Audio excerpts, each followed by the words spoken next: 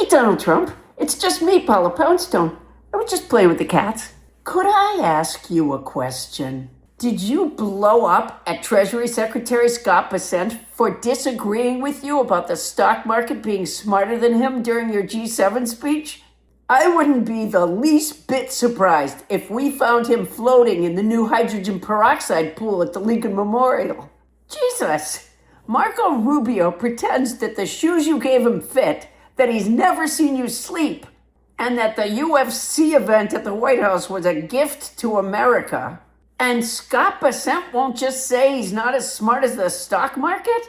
And that's what I want to talk to you about.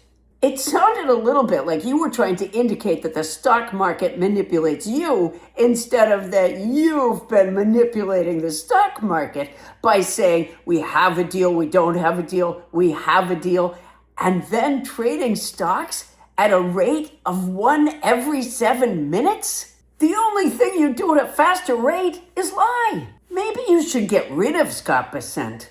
Marco Rubio could do the Treasury job.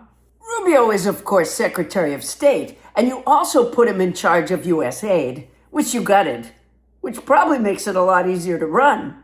He stops by the office every now and then just to say, make sure America isn't helping anyone, to a janitor mopping in an empty room, who responds, you got it, boss.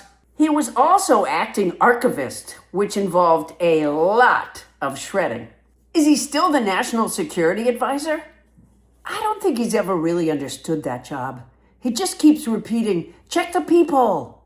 My point is, though, that if Treasury Secretary Scott Bessent can't bring himself to agree with every last thing you say, Marco Rubio is more than capable of wearing another hat with ear flaps. The hardest part of being Treasury Secretary is learning to use the minus sign without looking at the keyboard.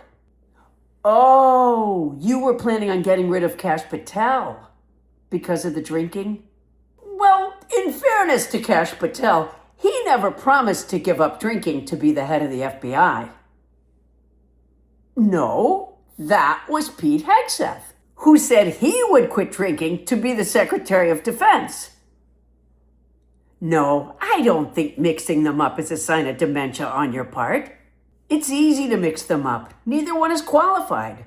Of course, if you get rid of Scott Bessent, we'll sure miss his charming rich people laugh.